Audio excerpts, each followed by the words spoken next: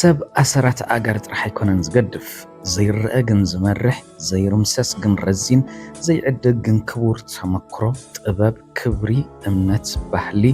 ወግዒ ክንደይ ክበሃል ካብ ወለዶታት ዝወረሶ ኣብ ግዚኡ ዝተጎናጸፎ ቅድምን ሎምን ኣላጊቡ ጽባሕ ክርከብ ንዝብል ክብ ዝዳሎይ እዚ በቶም ላህመት ባህሊ ዕምቆት ተመክሮ ናይ እምነት ኣብነታት ዓበይቲ ወለዲ ወይ ናይ ዕድመ ሰብ ጸጋ ዝርከብ ህያብ እዩ። ዓብ ሰብ ጽላል እዩ ማሙቕ እዩ መሪሕ እዩ። ኣብ ኤርትራዊ ባህሊ ዓበይቲ ናይ ዕድመ ሰብ ጸጋ ክብረት እዮም ግርማ እዮም ኩሉ ዓዳሚኦም ኩሉ ሓለፋ ዝህቦምን ክገብረሎምን ዝቀዳደም ጽኒሉ ክሰምዖም ብቐረባ ታሪኽ ህዝቡን ዓለምን ክኸስበሎም ይብህግ ይፍጽም። እዚ ብቦታ ዝጽሎ ኣይኮነን ካብ ሃገሮም ወፅኦም ክብሪ ረኺቦም ናይ ሓጎስ ግዚያቶም ክሕልፍሉ ዝኽእሉ ኩነታት ክህሉ ክፍጠር ክንደይ ውጽኢታዊ እዩ። ምኽንያቱ ኣብ ዓዶም ሽማግለታት በይኖም ኮይኖም ኣይፈልጡን። ኣብ ዙርዮም ደቆም ደቂ ደቆም ኣንስቲ ደቆም ደቂ ዓዶም ኩሉ ኣብ ዙርዮም ኣሎ። ምስ ምብራቕን ምዕራብን ፀሓይ ዓዶም ኣብ ውረያትን ዝክርን ኣብ ሓዘንን ሓጎስን ኣብ መኣድን መግብን ወግዕቡንን ፍትሒ ዝምህሩሉ ሕጊ ዛንታ ገይሮም ክብርታት ህዝቦም ከዕልሉ ሕልና ስነ ምግባር ጻዕሪ ዕዮ ባሕሪ ባህሊ ኩነታት ኣየር ኩነታት ርእየት ሰብ እንታይ ዘይህቡ ነቲ ኸዋህልል ክጥቀም ዝደሊ ቃላት ሓደ ሽማግለ ብተመክሮ ዝተቐርጸ ክብደት ተሰኪሙ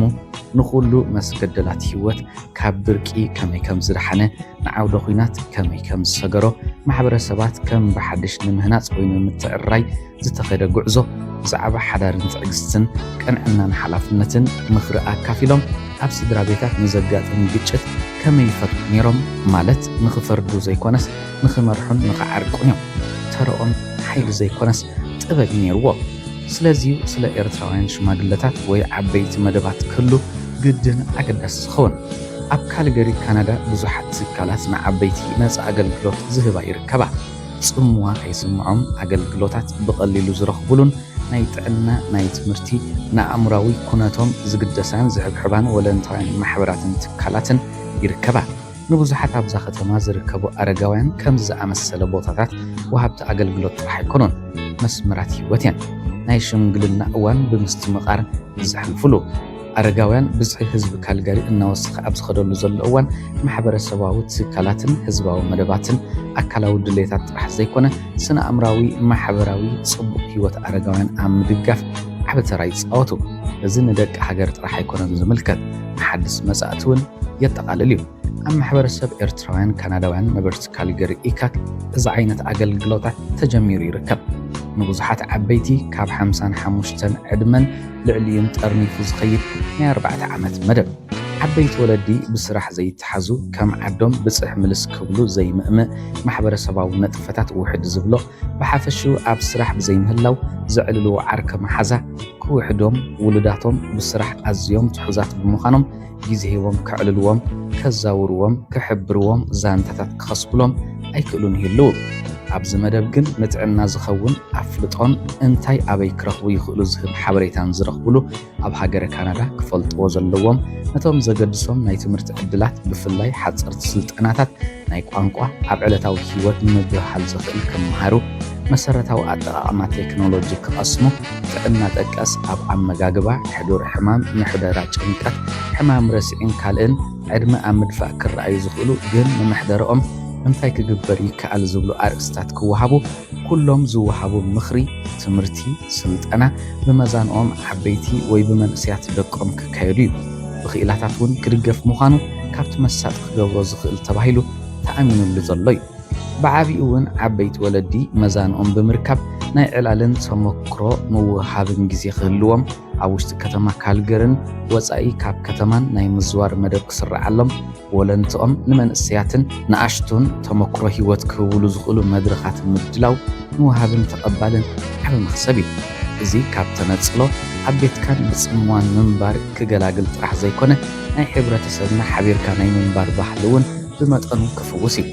ዓበይቲ ወለዲ ዘድልዮም ብዙሕ እዩ። ካብቲ ንነዊሕ ዝነብሩሉ ዝነበሩ መንብሮ ዕዮ ምብህሃል ምብፅጻሕ ናብ ቤት እምነት ምኻድን ምግልጋልን ናብ ቤት ሓዘን ኬድካ ምጽናዕ ኣብ ሓጎስ ምጽምባር ኣብ ውራያት ምድማቕ ክንደይ ክበሃል እናጎደሎም ዝመጽእ ምስ ዕድመ ምውሳኽ ነዝፍውስ ክኸውን ተባሂሉ እዩ እዚ ንጥፈታት ምምሕዳር ከተማ ካልገሪ ብወፃኢታት ክካይዶን ዕዉት ክኸውን መደባት ብምሕንጻጽ ማሕበረሰብ ኤርትራውያን ካናዳውያን ነበርቲ ካልገሪ ናይ ምወላ ደገፍ ገይሩ ዝርከብ ፈለማ መዘናኻ ዘለዎ ቦታ ንጥፈትን ተመራጺ እዩ ካብኡ ድማ እቲ ንጥፈታት መሳጥን ኣገዳስን ክኸውን ከሎ ክልተ ዓወት ይኸውን ኣብቲ ብመዛንኦም ዝካየድ ንጥፈታት ድማ ብፍላይ ናይ ዋንነት ስምዒት ኣብ ሕመረት ስነ ኣእምሮኦም ይኣትሞ ውፅኢታዊ ይገብሮ ሽግር ሓደ ወላዲ ምስ መዛንኡ ብምዕላል ካብ ተመክሮ ወይ ተመሳሳሊ ኩነት ብምሕላፉ መፍትሒ ክወሃቦ ቀሊል ይኸውን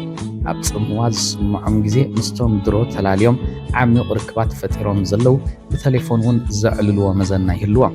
ኣብ ርሑቕ ሃገር በይኖም ከም ዘይኮኑ ይፈልጡ ኪነቶም ናይ ስጋ ውሉዳቶም መቕርብ ከም ዘለዎም መታዓለልቲ ግዜ ዝህብዎም ብምርካብ ተስፋን ሓይልን ይኾኖም ስለዚ እቲ ንዓበይቲ ወለዲ ዝወሃብ ኣገልግሎት ኪኖ ንጥፈታት ስምዒታዊ ሕውነት ፈጢሩ ናይ ሓጎስ ግዜያት ከሕልፉ ይገብር ግብራዊ ደገፋት ከም መጓዓዝያ ኣብ ሕክምናዊ መዳይ መን ክድግፎም ምኽሪ ካብ መን ክረኽቡ ይኽእሉ ጊዜኦም ውፅኢታዊ ብዝኾነ ክጥቀሙሉ ኣፍ ደገ ምኽፋት ፍልጠት ብንጥፈት ትሑዛት ብምግባር ርእሰ ምትእማኖም ክድርኢ ይኽእል ኣብዚ ናይ ዓበይቲ መደባት ወለዲ ተመክሮኦም ከካፍሉ ታሪኽ ወለዶታት ሓደ ይህብ ካልእ ይወስኽ እናዕበዩ ድማ ዝስነት ትሕዝቶ ከቕርቡ ይኽእሉ ኣብ ዓዶም ማሕበረሰብ ኩሉ ነይሩ ስደት ግን ነዚ ህርመት ቀይርዎ እዩ ዝኸስብሉ ኩሉ ግድን እንተኾይኑ ዘይረኽብዎ ዝምነይዎ ኣብ ናይ ዕቤት ዕድመ ክህልዎም ይሕግዝ እዚ ምትእኽኻብ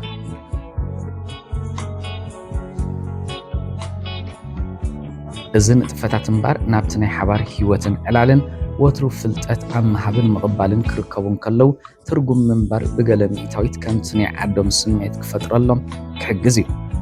እቲ ቋንቋኦም ንምርካብ ባህሎም ንምዝኽኻር ናብ ማሕበራዊ ሜድያ ዝኸድዎ ግዜ ይቕንስ ተኸተልቲ ሰማዕቲ ጥራሕ ዘይኮኑ ተሳተፍቲ ዝገብር መድረኽ ይረኽቡ ነቲ ተሰኪሞምዎ ዝነብሩ ክብርታት ፈጺሙ ከይጠፍእ ከይሽረፍ ድማ ይሕግዝ በዚ መንገዲ ዝሓሸ ጽባሕ ዓበይቲ ወለዲ ሽማግለታት ከም ተቐበልቲ ሓገዝ ዘይኮነስ ከም ተሸከምቲ ባህሊ ይእከቡ ዛንታታት ህይወት ዓዲ ሃይማኖታዊ ልምድታትን ትርጉም ምክብባርን የካፍሉ ንመንእስያት ወለዶታት ክብርታት ከመይ ከም ዝነበሩ ይምህሩ ንሓድሽ ህውንነቶም ኣብ ምምራሕ እውን ይድግፎም ብስምዒት ንሓድሕዶም ይደጋገፉ ሓገዝ ምድላይ ድኻም ከም ዘይኮነ ንሓድሕዶም ይዘኻኸሩ ምትእኽኻባት ምስ ተዛዘመ ሽማግለታት ነቲ ዝቕፅል ኣኼባ መደብ እናገበሩ ብሓባር ይኸዱ ፍሉጥ ነገር ማለት ናይ ዋንነት ስምዒት ሒዞም ናብቲ ጎደናታት ይምለሱ